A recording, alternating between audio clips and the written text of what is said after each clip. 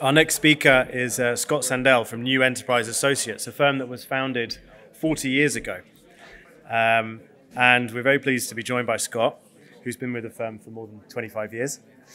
And Jérôme Chevalier is going to be asking some questions.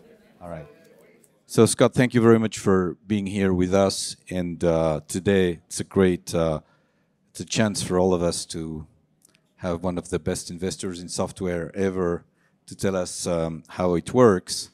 We've been working together, investing in your funds and in companies for more than 20 years, it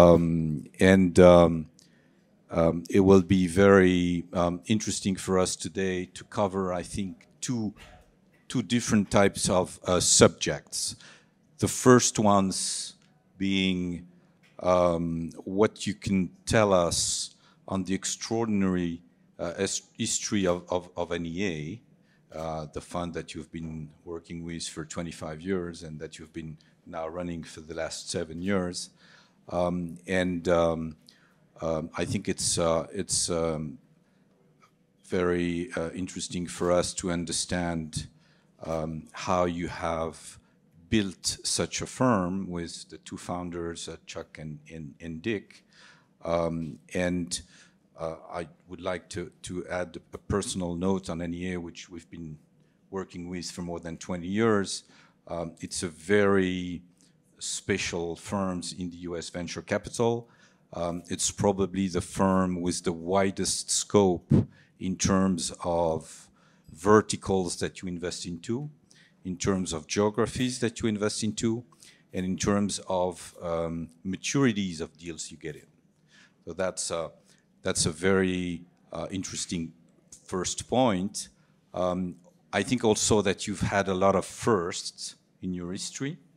You have been, I think, amongst the first firms, if not the firm, which has really started the process of investing in growth equity following the first investments in venture.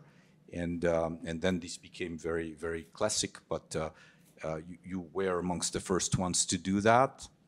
You've been one of the few funds and the first funds to raise funds bigger than $1 billion, which then has become very middle of the road. But you've done that first, and I think that that makes NEA one of the firms which has really tried to industrialize the financing of innovation. So if you could tell us more today on the one hand on the firm building, the building of the firm, what does it take on your end to build a firm which you would like to last a century, because I understand this is one of your targets on the one hand, and then maybe tell us a bit more about some of the companies that you've built and what's the magic behind that. You've put your name behind Workday and Salesforce and WebEx and Tableau and Cloudflare and many of those huge companies. How do you actually do that? And then I have a second set of questions on the current markets. Thank you, Jérôme. I appreciate the kind introduction, and thank you all for staying. I know the cocktail hour is around the corner. We'll try to get you out on time. You know, the last panel was very resonant for me. I don't know how many of you were here, but you know, the great panelists were talking about the culture in their firm, and one of them said that was a really big attraction for young people, and they were speaking specifically to the diversity that they had achieved in their firm. And it really resonated for me because I came to NEA 27 years ago, and I came because of the culture and the people who were there, which at the time included our three founders. Before Jérôme got involved in NEA, there was Frank Bonsla, in addition to Dick Kramlich and Chuck Newhall, who were better known. But anyway, I had the benefit of joining in time to work with all of them and to see the culture firsthand as they shaped it and wanted it to be. And as Jérôme said, they had a vision of creating a firm that would last 100 years. You know, they didn't put their name on the door. They structured the incentives differently. They treated people differently. And they invested for the long term. They were not interested in just what was going to be available to them in their own generation. And that appealed to me a lot. I had worked at some really great companies. I started my career at BCG. I was in a software company called CATS based in London, so I got to see Europe a little bit, which is relevant today. And I worked at Microsoft. But the culture that resonated the most for me was what I saw at NEA, and it's the reason that I came all those years ago. And it's also what keeps me there today, and what I think is the single most important thing for scaling an organization. I felt very fortunate to inherit and to try to improve on that culture over the time that I've been there. When I became the managing partner, we undertook an exercise to actually codify our culture, or codify our values, as we described it. We actually wrote a book about it, which I'd be happy to share with any of you. It's a little hard to understand when you boil it down to 3 words: trust, teamwork, and excellence, how that distinguishes you from other firms. But trust me, if you get to know us, you'll see it. And what's amazing to me, even when I hear about it reflected through others, is how consistently that culture permeates our organization and every person in it. And I think that's the essence of what we have and what we need to preserve for the future. So a recent effort for me, I started teaching a class at Stanford Business School 5 years ago that I created with a Stanford classmate called Principled Entrepreneurial Decision Making, in which we help entrepreneurs not only identify their values, but the principles that they feel are of value to running their organization. You could think of Ray Dalio's book on principles if you want a reference for what I'm talking about. But we teach that to entrepreneurs, not to venture capitalists, because if you have a set of principles, it serves you incredibly well in an organization where you're scaling very quickly and you're trying to pass on the values and the culture and teach people how to behave and how to make decisions. And so, I started, okay, I'm a little slow, I get it. But in year 5 of doing that at Stanford, I decided we'd bring that back to NEA and tie it back to the values. So we're in the process of doing that right now. And it'll be an ongoing thing. We'll roll out a set of principles that have been developed by a bunch of teams, actually in about 2 weeks at an offsite, and then we'll just keep doing this over the years and codifying and modifying those principles. But all of this, Jérôme, is to say that culture is the essence of what enabled us to scale. Our founders used to say we meet for 3 hours every Monday and we make all the decisions in 3 hours. But the key is that we trust that all the people that are empowered by those decisions leave those meetings and go on and do whatever they're empowered to do in a way that's consistent with our values and our culture and our principles. Thank you. That's very clear and very inspiring. In many cases, the Europeans see the American with, thinking with numbers and having a lot of metrics also in mind and trying to define them and stick to them, etc. Are there some numbers that across all these years you really start to stick to in terms of size of funds, in terms of number of people, in terms of number of offices you operate out of? The general question of the size of the critical mass to build a global brand in that space. Well, there are some interesting numbers that might surprise you. So when I joined NEA in January of 1996, we were considered one of, if not the largest venture capital firm in the world back then. We were investing a $230 million fund.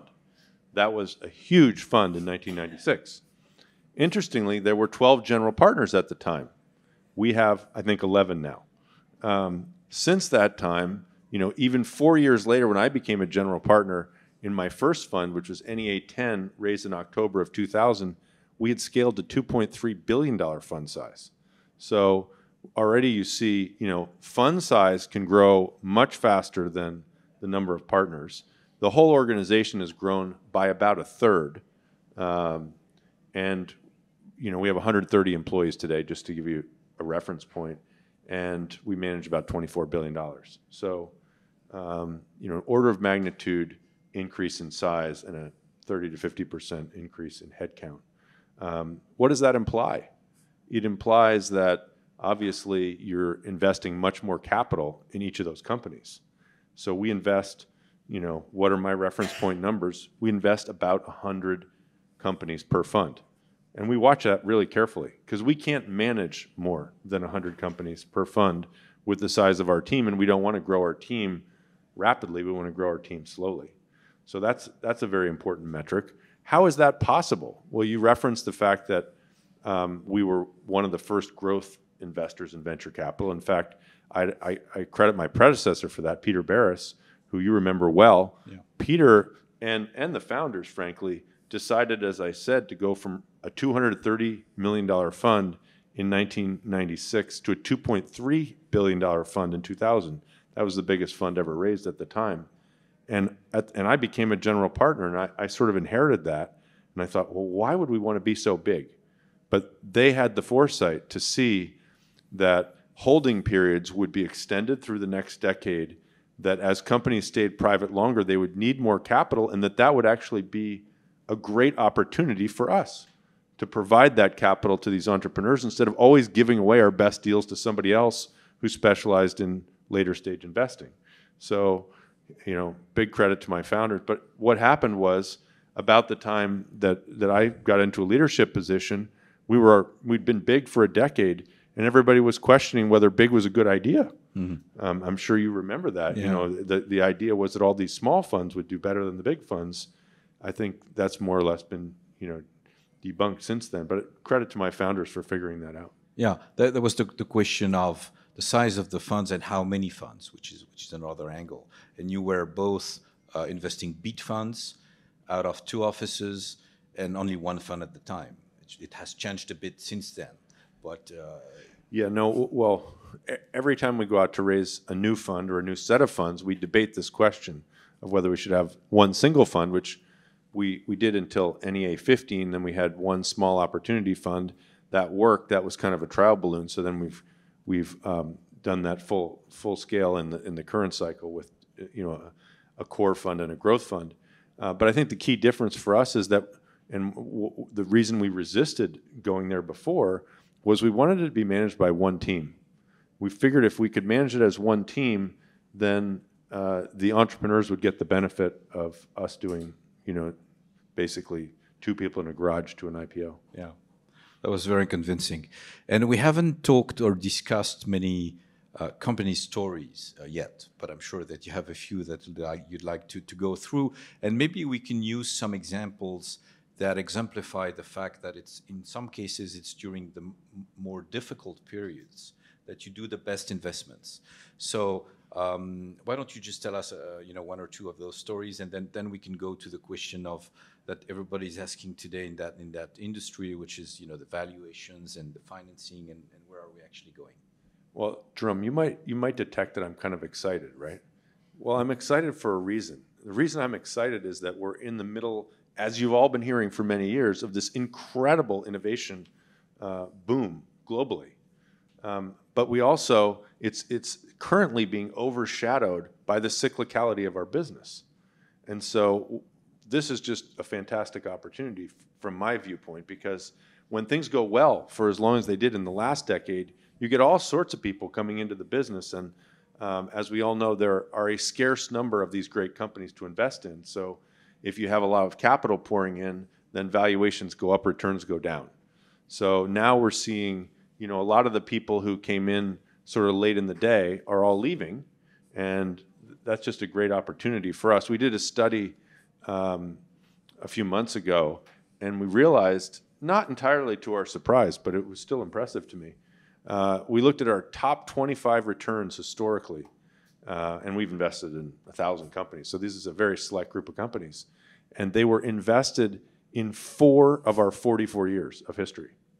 And do you think those were the top of the market years or the bottom of the market years? That's a trick question. Bottom of the market, of course. It's not only that valuations are lower, but rationality returns.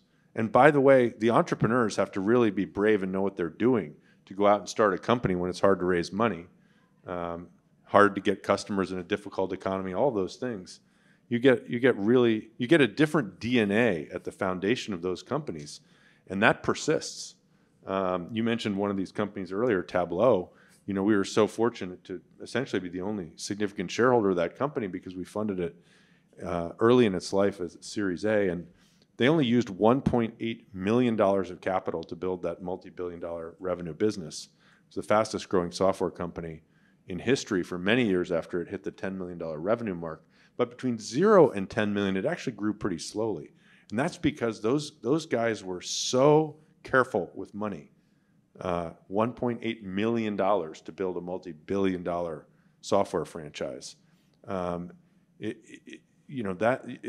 sort of think of it, it's almost a genetic thing. That is how people treat capital. They're either really careful with it or they have no idea what it's worth. And we like to fund the former ones. Yeah.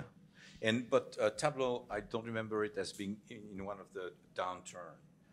But for instance, Workday. 2004 was not a great year. Yeah.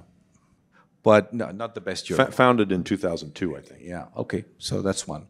But I had some other ones in mind, like maybe Workday or Data Domain, but it was. Well, those are more extreme in terms of the origin story. I mean, Data Domain was many of you probably don't know this company, but they completely revolutionized the backup business for data storage, because Kai Lee, who was an endowed chair professor at Princeton, took a sabbatical, and he had some ideas which became commonly known as deduplication technology, where he reinvented how the main systems would back up their data using disks instead of tape. Tape was a really poor system to begin with, but it was cheap. And he saw that disks were getting cheaper fast enough that with deduplication technology, you'd have the ability to make the disk-based systems cheaper and, by the way, better. And so that was the premise of Data Domain. But we incubated that company. Kai took a sabbatical. I met him in November of 2000. Forrest Baskett, my partner, who had tried to hire him when he got his PhD, invited him over for lunch at the beginning of his sabbatical. And I had one question. I was very skeptical about academics starting companies. There have been many successful ones since then. But I said, Kai, out of curiosity, what is your academic interest? And he said, oh, Scott, I love to make really powerful systems out of cheap parts. I said, he's an entrepreneur. So anyway, we incubated him in the summer of 2001. What happened at the end of the summer of 2001? We had a term sheet with another venture capital firm. We had approval from our partners for a two-handed deal, of which we were going to be half. And September 11th happened, and everybody put their pencils down and threw away all the term sheets. And the entrepreneurs came into us, and there were 3 of them at the time. Kai had recruited 2 co-founders. And they looked at Forrest and me, and they said, well, I mean, we assume it's over, right? Because those other guys, they don't want to do it. And Forrest and I looked at each other kind of like this. We're like, what? And they said, but we said, no, of course we want to do it. And they said, but you have approval to do, don't you need somebody else? Who are we going to find? Nobody wants to do anything right now. We said, we'll just go back to the partnership and get approval to do it by ourselves. So that's what we did on September 17th of 2001. 6 months later, we got Greylock to come in, and we turned a $27 million return into $400 million. Public company acquired ultimately by EMC, dominant market share, gross margins for a hardware company in excess of 80%. It's a spectacular company. Nice. Frank Slootman's first CEO job, if you know Frank. Nice. I think it's time now maybe to move to the second part, which, by the way, is going to be shorter. But there are a lot of questions in our community, and in particular in Europe, on the valuations of those companies today on the private side of technology. The prices of the stocks in the market is down by anywhere between 40 and 60%, and the same impact doesn't show on the valuations of the private companies. And obviously, the rates of growth of those private companies has nothing to do with the rates of growth of the public companies. So if you have a multiple which is divided by 2 and you apply it to a company whose growth is 100%, it's pretty simple to understand why the valuation shouldn't change. But this is a bit theoretical, and people don't really buy that. And there has been some adjustment in prices in March of this year, a little bit more in June, but nothing to compare to what happened on the public market. So I am personally a believer that what actually matters for those companies in those difficult years is really the quality of their financing, much more than their spot valuations. But still, the question of spot valuations worries people. And what can you tell us on how you see the market going forward? Well, first of all, we have an incredible operations team at NEA, and I would argue the most sophisticated in our business. They take this question of valuations incredibly seriously. A team of 5 or 6 people worked nights and weekends for about 3 months to figure out what the valuation of all of our companies should be as of June 30th, for Q2. Incredible work. It's the same process they go through every quarter, but because so many companies had comparables in the public markets that were significantly marked down, they evaluated everything soup to nuts, not just looking at public comps, how the companies were performing, whether they're performing, relative to their plan, are they a later stage company, or all sorts of factors went into their analysis. So I feel really good about the result that we marked down significantly, by the way, but I feel really good about that. I think the more important question is, how are these companies doing? Our average holding period is something like 7 years, so I really honestly don't care too much whether valuations go up or down over a quarter or two. What I care about is the fundamentals of those companies and whether what we've invested in will survive in a new economy, which is still, I think, taking shape. Not every company's value proposition does well in a recession, so we care about that. We care about how well capitalized they are. Unfortunately, our companies, by virtue of having been able to access a lot of capital during the pandemic, are well capitalized. So, but I think more broadly speaking, I just think the innovation economy is doing really well, as we've been talking about. What is happening, I think very clearly, and which always happens in downturns, I've lived through a few of these, is that there's just a real separation. Oh no, Jérôme. Not on time. We should have brought champagne, Jérôme. You got 6 minutes to go. Okay. Anyway, where was I? I think there. Yeah, the cycle of innovation remains very. The long term remains very bright. Yes, but there's a real separation between the haves and the have-nots, and things that might have gotten easily funded a year ago can't get funded at all, and conversely, the things that were really strong companies a year ago are even more highly sought after because there's a lot of dry powder in the system, but only at valuations that have come back to reality. So there's just fewer players out there trying to fund them. So I think it's a very nice time to invest. Yeah, so do I. So do I. And also, what's your 2 cents on how should the GPs position themselves with the CEOs and the co-investors, etc., in that universe? Because there is a lot of differences between valuations expectations around the table. The CEOs have their views, the founders have even a different view, the various investors also have their own view. So it's not that easy to reconcile to actually continue to be able to finance those companies through this tough time. What's your 2 cents? How would you advise your younger partners or VPs in that types of situations?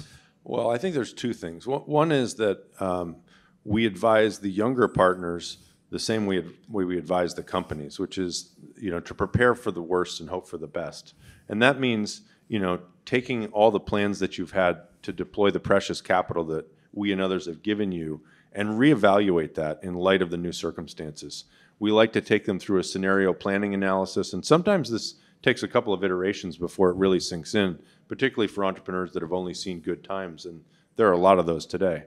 So it's probably been a 3-month process to get our whole portfolio sort of reoriented to that new reality.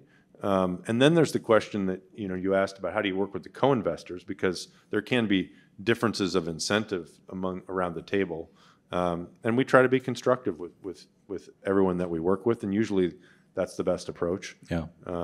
And as I said, I think most of the companies have been able to raise a lot of money, so we haven't seen a lot of contention recently. And in terms of the underlying assets and just as a conclusion, what can you say on these technologies and those assets 20 years out? When you try to think, you've been very active during all the internet years and all this development of the cloud, etc. Now there is in the segment of IT, which is yours, there's a lot of things happening in AI. For instance, how do you see the next cycle compared to the one we've been through, which has been great?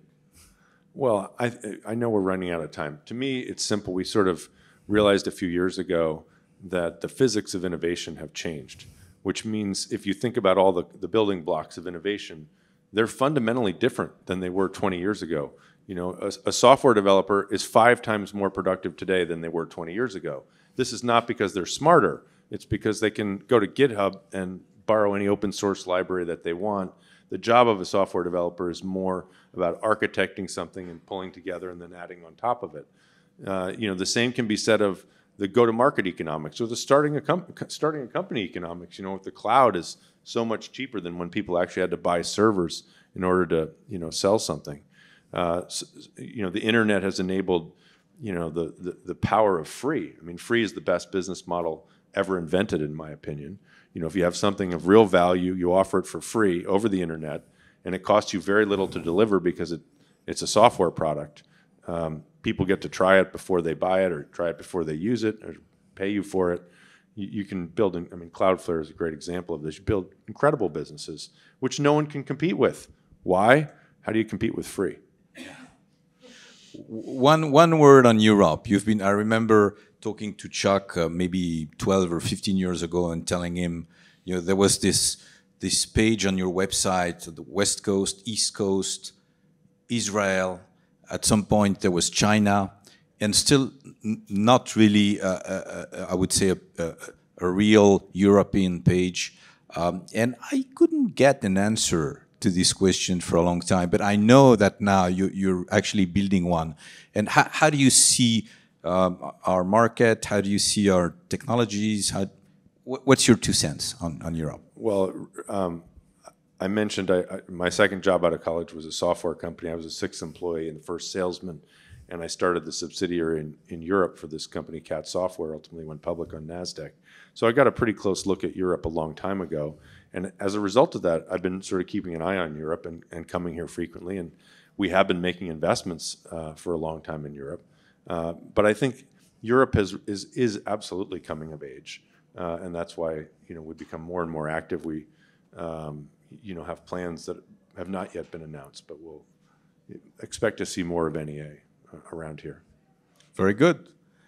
I think we had 30 minutes. Okay. Thank you, everyone. Thanks for staying and not running out for the champagne. Thank you very much, Jérôme. Thank you, Scott, for this great discussion. Apparently, champagne is calling, so we'll be joining the opening cocktail sponsored by Campbell Lutyens and iCapital right here in this Croisette Ale. I'm glad you made it to Cannes, Scott. And thank you very much, Jérôme, for making this possible. Thank you.